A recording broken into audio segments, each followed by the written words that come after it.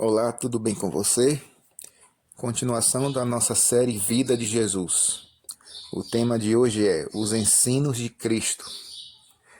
Entre os judeus, a religião se tornara uma simples observância de rituais. À medida que se afastavam do verdadeiro culto a Deus e perdiam o poder de sua palavra, supriam o conteúdo espiritual com cerimônias e tradições inventadas por eles. Somente o sangue de Cristo pode purificar o pecado. Somente seu poder pode livrar o homem de pecar. Mas os judeus dependiam das próprias obras e cerimônias da religião para obter a salvação. Por causa do zelo com que se dedicavam ao desempenho dos atos exteriores, julgavam-se justos e dignos de ocupar um lugar no reino de Deus. Suas esperanças se fixavam nas coisas seculares, anelavam riquezas e poder, que achavam ser o prêmio merecido de sua suposta piedade. Aguardavam o estabelecimento do reino do Messias na terra, e achavam que ele haveria de dominar como um grande príncipe entre os homens. Esperavam receber valores e prestígios terrenos por ocasião de sua vinda. Jesus sabia que suas esperanças seriam frustradas. Ele viera ensinar a eles algo muito melhor do que procuravam. Seu objetivo era restaurar o verdadeiro culto a Deus. Ele devia trazer a religião com pureza de coração, que se manifestaria em uma vida reta e em um caráter santo. O Sermão da Montanha. Em seu belo Sermão da Montanha, Jesus explicou o que Deus considera mais precioso e o que proporciona a verdadeira felicidade. Os discípulos de Cristo haviam sido influenciados pelos ensinos dos rabinos, e foi para esses discípulos que as primeiras lições de Cristo foram destinadas. Do mesmo modo, elas se destinam a nós, pois precisamos aprender as mesmas coisas. Bem-aventurados os humildes de espírito, Mateus 5, verso 3. Os humildes de espírito são aqueles que reconhecem sua própria pecaminosidade e necessidade espiritual. Sabem que em si mesmos nada podem fazer de bom. Desejam receber auxílio de Deus e para eles é dada essa bênção. Porque assim diz o alto, o sublime, que habita a eternidade, o qual tem um nome de santo. Habito no alto e santo lugar, mas habito também com contrito e abatido de espírito, para vivificar o espírito dos abatidos e vivificar o coração dos contritos. Isso está em Isaías 57, versículo 15. Bem-aventurados os que choram, Mateus 5, verso 4. Isso não significa murmurar ou viver em lamúrias, nem apresentar uma disposição amarga e um semblante mal-humorado, mas a bem-aventurança se refere aos que se entristecem verdadeiramente por seus pecados e buscam o perdão de Deus. A todos esses ele perdoará generosamente. O Senhor diz: tornarei o seu pranto em júbilo e os consolarei. Transformarei em regozijo a sua tristeza. Jeremias 31, versículo 13. Bem-aventurados os mansos, Mateus 5, verso 5. Disse Jesus: aprendei de mim, porque sou manso e humilde de coração, e achareis descanso para a vossa alma. Mateus 11, verso 29. Quando era maltratado, Jesus pagava o mal com o bem. Nisso ele nos deu exemplo para que agíssemos do mesmo modo. Bem-aventurados os que têm fome e sede de justiça. Mateus 5, verso 6. Justiça é a prática de ações corretas, é a obediência à lei de Deus, pois nessa lei tais princípios estão arrolados. A Bíblia diz: todos os teus mandamentos são justiça. Salmo 119, verso 172. Por seu exemplo, Cristo nos ensinou a obedecer tais preceitos. A justiça da lei é vista em sua própria vida. Temos fome e sede de justiça quando desejamos ter pensamentos, palavras e ações semelhantes aos de Cristo. E podemos ser semelhantes a Ele se desejarmos. Podemos ter nossa vida como sua vida e nossas ações em harmonia com a lei de Deus. O Espírito Santo trará o amor de Deus ao coração, de modo que nos deleitaremos em cumprir a sua vontade.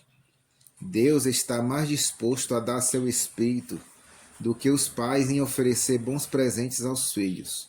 Sua promessa é: pedi e dá-se-vos-á. Lucas 11, verso 9.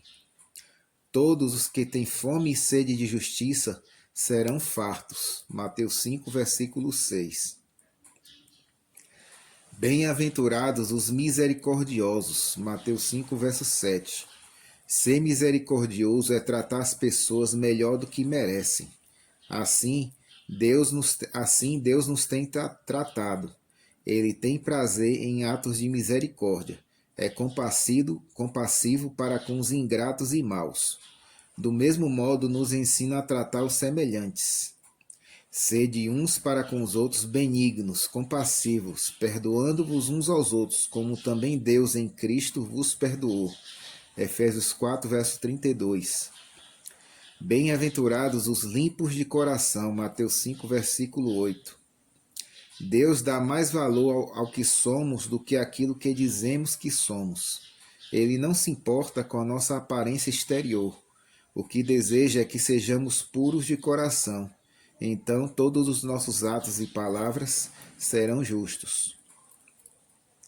O salmista Davi orava da seguinte forma: cria em mim, ó Deus, um coração puro. Salmo 51, versículo 10. Ele também disse: as palavras dos meus lábios e o meditar do meu coração sejam agradáveis na tua presença, Senhor, rocha minha e redentor meu. Salmo 19, verso 14. Essa deve ser a nossa oração. Bem-aventurados os pacificadores. Mateus 5, verso 9. Aquele que tem espírito manso e humilde de Cristo será um pacificador. Tal disposição não provoca discussões ou refuta com palavras ofensivas. Antes, torna o lar um lugar feliz e traz uma suave atmosfera de paz que envolve a todos. Bem-aventurados os perseguidos por causa da justiça. Mateus 5, versículo 10. Jesus sabia que por amor a ele, muitos de seus discípulos seriam lançados na prisão e muitos seriam mortos, mas aconselhou-os a não se entristecer por isso. Nada pode causar danos àqueles que amam e seguem a Jesus. Ele os acompanhará em todos os lugares.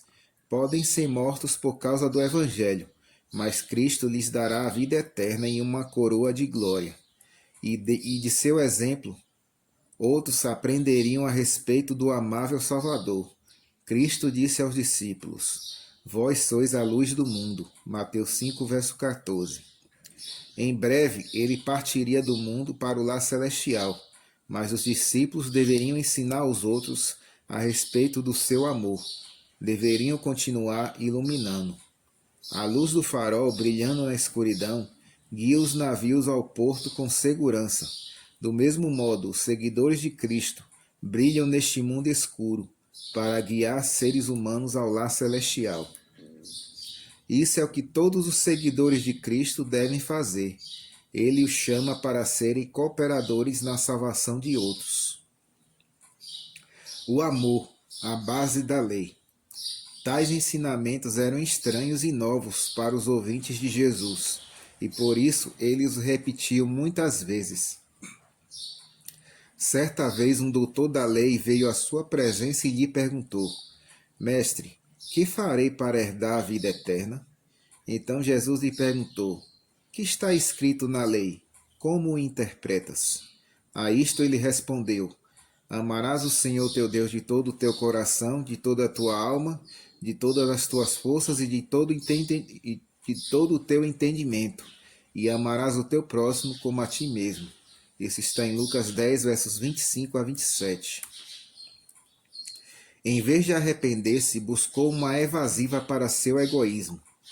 Ele, porém, querendo justificar-se, perguntou a Jesus: quem é o meu próximo? Lucas 10, verso 29. Sacerdotes e rabinos, com frequência, discutiam esse assunto. Não consideravam os pobres e os ignorantes como seu próximo, e nem lhes dispensavam bondade. Jesus não participou de suas discussões, mas respondeu com uma história que havia acontecido algum tempo atrás. Certo homem, disse ele, descia de Jerusalém para Jericó. O caminho era íngreme e pedregoso, através de uma região deserta e agreste. No meio da viagem, foi assaltado por ladrões e despojado de tudo que levava. Bateram nele e deixaram-o ferido e quase morto. Enquanto ali estava, desceram pela mesma estrada, primeiro um sacerdote e depois um levita do templo de Jerusalém. Mas em vez de ajudá-lo, passaram pelo outro lado do caminho, ignorando-o. Esses homens haviam sido escolhidos para ministrar no templo de Deus e deveriam ser como o Senhor a quem serviam, cheios de bondade e misericórdia. Mas seus corações eram frios e insensíveis. Depois de certo tempo, um samaritano se aproximou. Os samaritanos eram desprezados e odiados pelos judeus. Os que pertenciam a esse povo nada recebiam dos judeus, nem mesmo água para beber ou um pedaço de pão. Mas o samaritano não parou para pensar nisso, nem mesmo cogitou que os assaltantes ainda poderiam estar por perto espreitando o caminho. Ali sofria o pobre homem, sangrando e quase morto. O samaritano tirou a sua túnica e nela envolveu o ferido. Deu-lhe bebida e tratou seus ferimentos com azeite. Depois colocou-o sobre o animal e levou-o a uma hospedaria, onde cuidou dele a noite toda. No dia seguinte, antes de partir, pagou ao hospedeiro para que cuidasse dele até que se recuperasse. Assim, narrou o fato. Depois, voltando-se para o doutor da lei, perguntou-lhe: qual destes três te parece ter sido próximo do homem que caiu nas mãos dos salteadores? O doutor respondeu: o que usou de misericórdia para com ele. Disse-lhe então Jesus: vai e procede tu de igual modo. Lucas 10, versos 36 e 37. Assim, Jesus ensinou que qualquer pessoa que precisar de ajuda é o nosso próximo.